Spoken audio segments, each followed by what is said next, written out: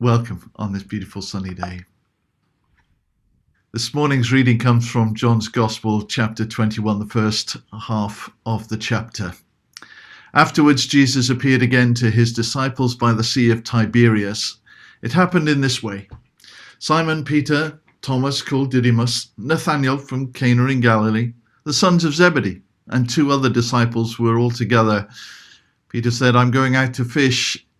And they said, "We'll go with you." So they went out and they got into the boat, but that night they caught nothing. Early in the morning, Jesus stood on the shore, but the disciples didn't realize that it was Jesus.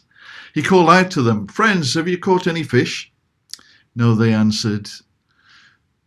"Then throw your nets on the right side of the boat and you'll find some." When they did, they were unable to haul in the net because of the large number of fish. Then the disciple whom Jesus loved said to Peter, "It's the Lord." And as soon as Peter heard him say that it's the Lord, he wrapped his outer garment around him, for he'd taken it off to fish, and jumped into the water. The other disciples followed in the boat, towing the net full of fish, for they were not far off from the shore. When they landed, they saw a fire of burning coals with fish on it and some bread. Jesus said to them, "Bring some fish that you have caught." And Simon Peter climbed aboard and dragged the net ashore. It was full of large fish, 153. But even so, the net was not torn. Just love these stories, don't you? Just love these stories as John writes them. Jesus said, "Come, have breakfast." None of the disciples dared ask him, "Who are you?" For they knew it was the Lord. Jesus came and took the bread and gave it to them and did the same with the fish. Now this was the third time that Jesus appeared to his disciples after he was raised from the dead. Do you like reading books? I enjoy books, and if you're traveling, sometimes you might enjoy a good novel. I have a very good friend called Mike. And Mike and I had the privilege of traveling sometimes to speak to the church in Finland and in Sweden. And on one of our trips to Sweden, Mike was engrossed in a book on the aeroplane flight. Now, it's not easy to catch Mike out, but a couple of us thought it would be quite good fun if, because he was so engrossed in his novel, if we were to cut out the last chapter of the book. And so when he got to the end of his book, a very exciting crime novel, he wouldn't know who had done it. And we were very excited about this. You can't imagine. We were like children sitting behind him in the plane, waiting for him as he turned page after page, getting towards the end of his book. And as he got to the last chapter of the book, of course, it wasn't there. He just closed his book and put it down. I couldn't resist. And I said, "Mike, did you enjoy your book?" "Oh, yes," he said. I said, "Did you like the last chapter?" He said, "Yeah." I said, and I produced the last chapter for him. I said, "Well, this is really the last chapter." And he said, "Oh, don't worry, the book had finished before then." So I was most disappointed not to catch him out. But John's Gospel is a little bit like that. I don't know if you've noticed as we've been reading through these chapters, how John finishes his Gospel. I think it's brilliant. John finishes chapter 20 as he comes to the resurrection appearances, and then he finishes with this lovely phrase. He says that Jesus appears to Thomas, as we had read to us last week, and then he says that "Blessed are you who have seen me and believe, but blessed are those who have not seen and yet believe." And then Jesus did many other miraculous signs in the presence of his disciples, which are not recorded in this book, but these are recorded that you may believe that Jesus is the Christ, the Son of God, and that by believing you may have life in his name. And I think that's a brilliant place to stop, don't you? That's a great place for the gospel to stop. Resurrection appearances. I've written this. There are so many other things that I could write, but I'm going to finish it there. And then it's almost as though a few days later, John's thinking to himself, "Do you know, I've got a little bit of scroll left, and I just can't finish this story. I just want to And then he thinks of this other story that he must tell. And it's the great story of how Peter is restored. John is on the island of Patmos. He is a prisoner there in an open prison, and that's how he ends his days. He's perhaps 90 years old, some think, but certainly an old man, and he's written his memoirs of Jesus.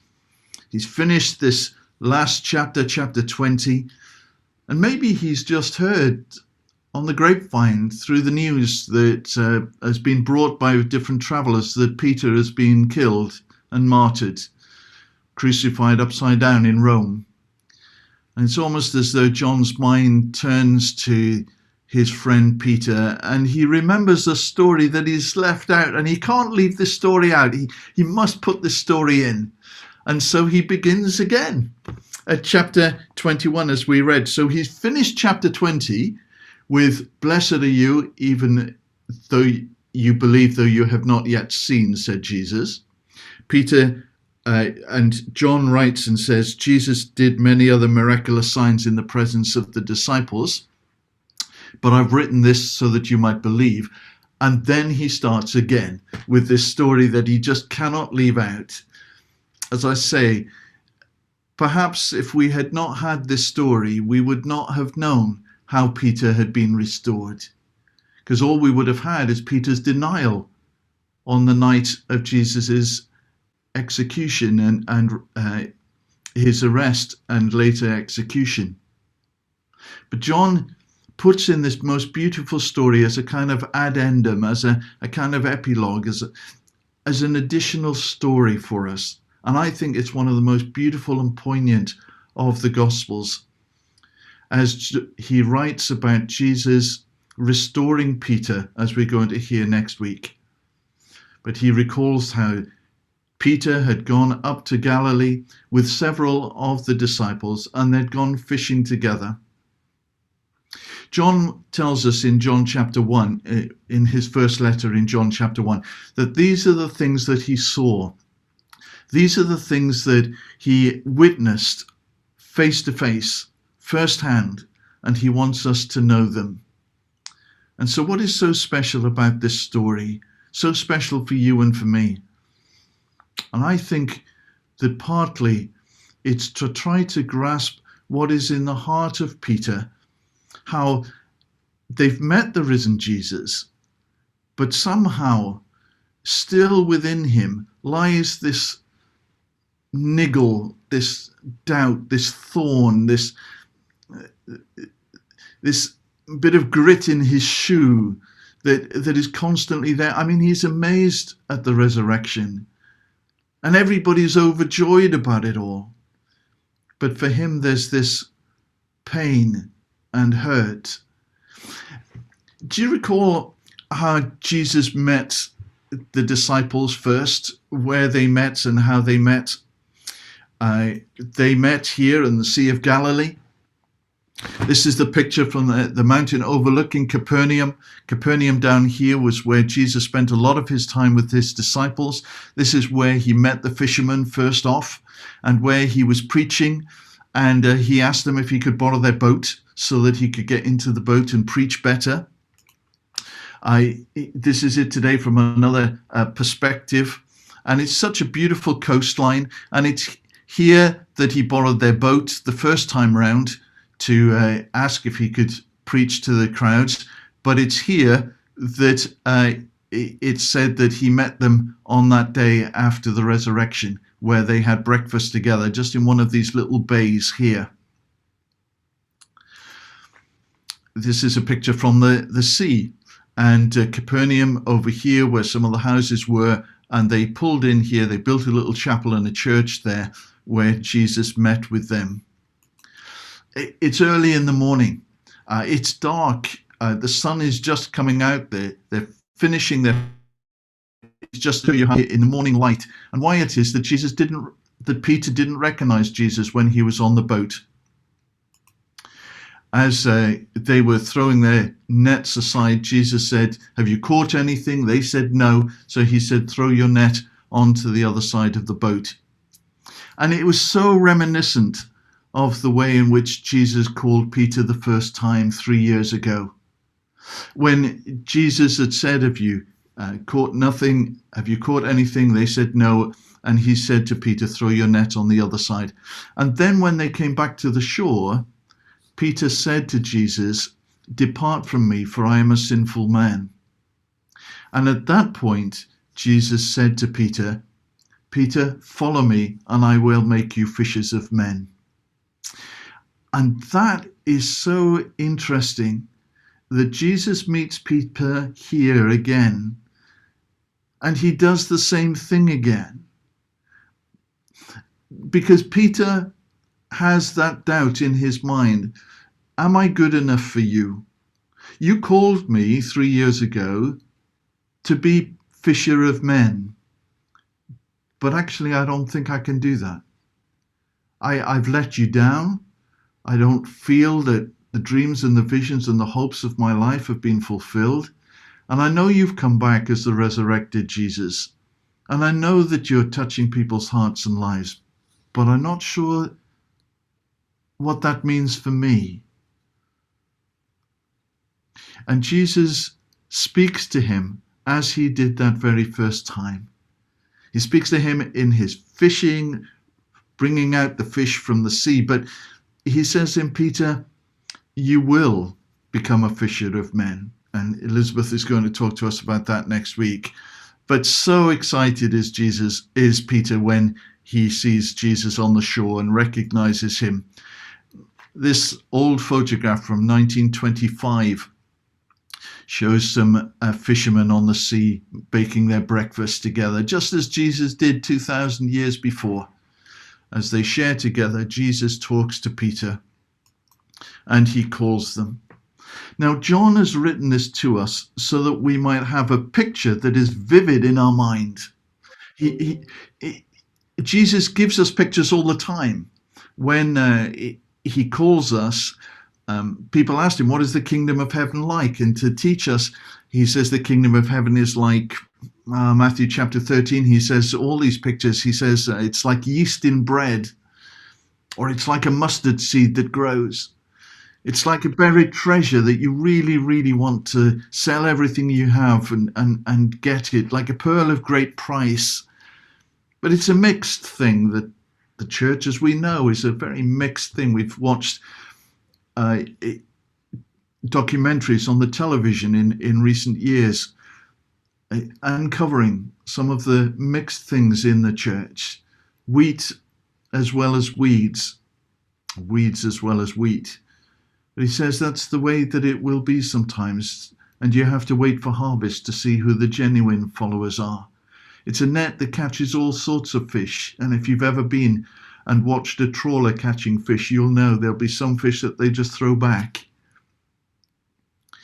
And in Jesus' kingdom, there's a mix of all sorts of things. But nevertheless, he says that it's the place where the child and the servant are the greatest.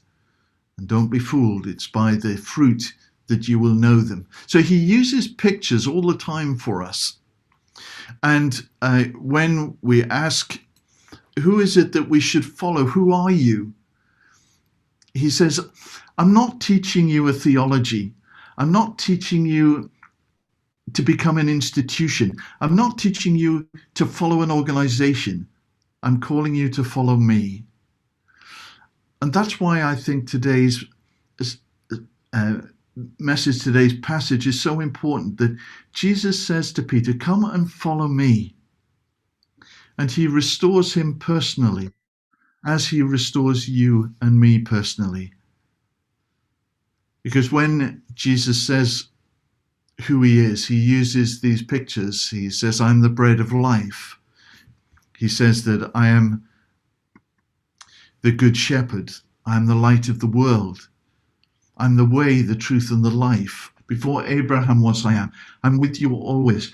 Come and follow me. Now, you and I can sometimes be in that place of Peter, where we wonder whether we are good enough for Jesus, whether where we've let him down previously disqualifies us. We sometimes wonder what it is that we should believe. we doubt like Thomas. We don't have all the answers when people say, what is heaven like? We don't have all the answers when people say, do you believe in God? Do you believe in Jesus? What do you believe about Jesus? And Jesus calls us like he called Peter. And he calls us and he says, now follow me. Let me show you in your life who I am and what I am.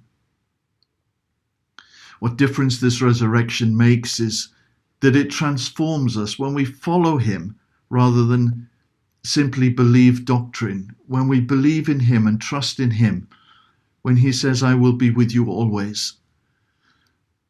I recall talking to a young woman. She was talking to me about how her life had changed. She had been divorced, had a couple of bad relationships following that, and then she had become an alcoholic and turned to alcohol to help her. She was walking across the park one day when a friend of mine saw her. She was on her way to get more alcohol, and he saw her and spoke with her, and she told him a little bit of her story, and he persuaded her to go for a walk instead of to go to the shops, and they walked down alongside the beach together and talked about life. Eventually, she opened her heart to Jesus after a number of months. She became friends with other people in the church, and her life transformed. In fact, so much so that he invited her to become the secretary and the administrator in the church, even though she couldn't type. He found a niche for her to give her such confidence that she had never had before. And when I spoke to her, you could see it in her eyes. You could see it in her whole demeanor. Somebody trusts her. Somebody had given her meaning in her life, despite all the background. Must have been like that for Peter, to be lifted up again. Later on, her 18-year-old son came to the town to study at the college. She tried to persuade him to come off drugs and said that you can stay with me if you want to. And she slept on the couch for months while she gave him the bedroom to sleep in so that he could study and work. And when the landlord discovered that, he put in an extra partition and built an extra little room in the house for them, which other people in the church paid for. And together they saw this family restored. That's what Jesus was doing here, giving us a picture of restoration and rebuilding of life. And I love it because it's the extra little chapter in the book where you thought the book had finished, but it hadn't quite. And so he finishes just the way the second time as he did before. We said, this is the disciple who testifies to these things. We know his testimony is true. Jesus did many other things as well. If every one of them was written down, I suppose the whole world could not have room for the stories. But I just had to tell you this final one. I had to add it in and put it there for you and for some of us this morning. And for next week in particular, it'll be the story that you just have to have. And our lives and the Gospels would have been so much poorer if it had not been put. So may God bless you as you read the stories and find the life and the joy of the resurrection Jesus and the hope that he brings.